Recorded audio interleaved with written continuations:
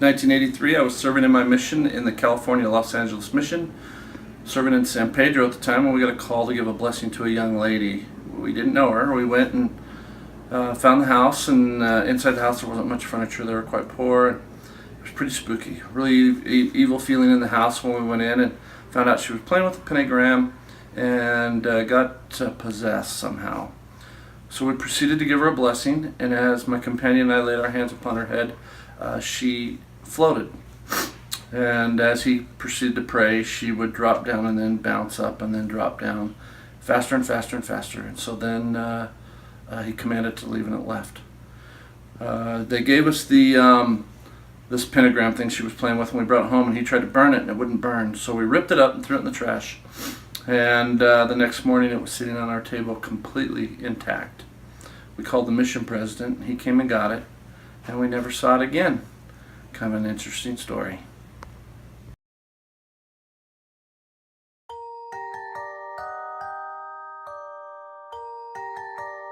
I had 17 years of my life where I felt that there was something mentally wrong with me because of the stuff that I experienced. We were shocked by the number of Americans who claim to have seen paranormal entities. Having had little to no experience with the paranormal ourselves, we decided to seek out our own proof. Yeah, let's just split up, and if you see anything weird... Dude. Alright, so we just found the 2016 Utah Paranormal Festival. Now we're just going to try and get some press credentials. So right now we're at the Utah Paranormal Convention. And our plan is just to go inside and talk to a few experts on paranormal stuff. Keynote speakers at this year's paranormal convention were demonologist and ceremonial magician Dr. Jymie Darling and technology expert Bill Hartley of the Travel Channel's Ghosts of Shepherdstown. They both agreed to sit down with us and talk about what caused them to believe what they do. I'm not a religious person. You know, it's weird to say when you're in Utah, but you know, I consider it more of an agnostic, so I don't really necessarily know if there's a life after death, or probably why I'm in the field as I'm in anyway, because I'm trying to get my own answers in that question. The paranormal, they almost go hand in hand with ancient religions.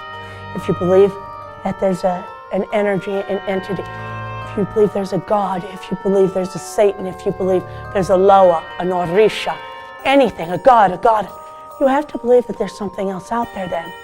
So it goes hand in hand. I found a lot of times when it comes to people who are dealing with ghosts and had that type of experience, they're more terrified of the unknown aspect of it versus what's actually happening. You get a lot of people that see the paranormal, and when they realize that there might be something out there that they can't poo-poo off to something else, right? They panic. They fall apart. Bumps in the night can terrify. You know, certainly turning a corner and seeing someone standing in the corner of the room that you shouldn't be there and then they're gone is going to make anyone freak out. He lived about maybe 5 minutes down the road. It was a little small house in Glen Burnie, Maryland. The woman who was there and her daughters were all being tormented by something. Everybody who moves in has a very bad experience, and their family falls apart. There's suicides, there's murders. One of the daughters was really, really scared because she said she could hear it talking and stuff like that, and it was freaking everybody out. When we walk in, every time I took a few steps, the temperature changed drastically in the house. And I am doused in sweat, and it must have been about 90 degrees, 100% humidity, even though it was late as it was. And they put the FLIR on me, and I was reading like 54 degrees. Then there were different bad smells, really bad smells. I could start smelling what smelled like cigar smoke. As I'm sitting there, I start feeling this little burning sensation on the back of my neck. And it got increasingly worse. And I got to a certain point where I actually had to stand up, and I went outside. After that is I feel someone shove me, like right in the small of my back, just pushed me forward. And I went a good 2-3 paces forward before I could catch myself. And I could feel the hand. You know, I could literally feel the digits in the palm and everything. Huge story just from me getting from his bedroom to the front door. Seemed like it was 2 years with everything that went wrong, trying to get me to the front door. But it didn't stop there. I remember seeing his hand, then the next thing I know, I'm looking at the Potomac. I don't remember leaving that part of the woods and finding this clearing and finding a cinder block in the middle of the woods to sit on. None of that, there was no memory of that. And the effects of it, I felt like I hadn't had sleep in days that lasted 2 days after that happened. My other friend lived around the corner. Her brother walked out into the backyard with a shotgun and blew his wife's head off in front of his 2 kids. He loved his wife. He worshiped her. If whatever's in that house recognizes something in you that it likes, whether you look familiar to them or they just like the way you look, and they decide, okay, I'm done with this place, they could follow you home. What it does is it sees vulnerability. He loved his wife so much that it was almost madness. He got kicked over to madness by the demon. After speaking with Jymie and Bill, we needed to know more and hoped to experience something for ourselves. We looked around the convention and came across the Badass Spirit Outlaws. They were having an investigation that night at the Off-Broadway Theater and invited us to tag along. Before heading out, we were able to speak with co-founder and team psychic Jennifer Welch. Well, we're Badass Spirit Outlaws. We are Ghostbusters, but we're not technically busting ghosts. We do Paranormal 101, so we'll have everybody come up to our office and teach them about equipment. Then we have our public investigations and house investigations, so we're a very busy team. There's a lot on our team that are sensitives, but we are also scientific. A lot of mediums you'll find are very scientific because we want to show people that we're not fake.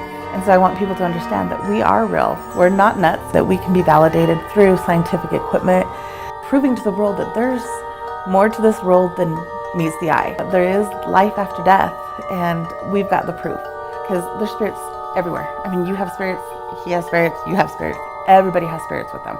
There's tons of spirits around me all the time. And so when we go to a place that is active, we call it active. People like haunted. Well, it's not really haunted, but active. They present themselves in different ways. And so I actually see spirits from almost like inception. So when they were there before a building was even there, and I can say, oh, they belong to the ground, or no, they're here with this building. So they're just always there. To me, there's hundreds everywhere, all the time. And when you go to an activity, in a very active place like tonight, we're sure it won't disappoint. There's a lady that is on the theater stage, and she likes to hang out there in her little costume. From what she had told me in the past is she hangs around there because that's what she loved to do. She was once there before it was a theater. There's a gentleman that's very angry because he's not being heard. I just saw him because he didn't like me. Spirits don't like people that can actually see them, but then you have the spirits that are like, wow, you're a portal, go give this message to this person. This spirit does not like that mediums go in there because he doesn't like talking to them. He doesn't want people, those kind of people, to see him because we see him all the time. Legend has it there's a little girl behind the curtains, and she likes to wander the halls. There is a spirit up in the booth where they do all their lighting and stuff. He must have been a lighting director or something. Haven't got that together, and I'm hoping to figure that out tonight. Although exploring the basement of the Off-Broadway Theater was a bit eerie, we didn't have the experience we had hoped for. We decided to visit a few rumored paranormal hotspots nearby. Unfortunately, the majority were a bust. We took one last shot with a local park that is said to be an Indian burial ground. Our expectations were low, so we were surprised by what occurred there. What for?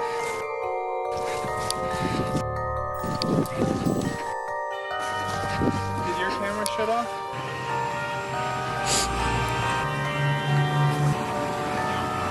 What? That's nuts. Those over here, right?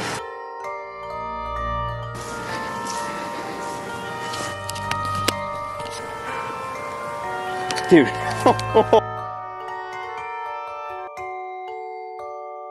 And so I want people to understand that we are real. We're not nuts.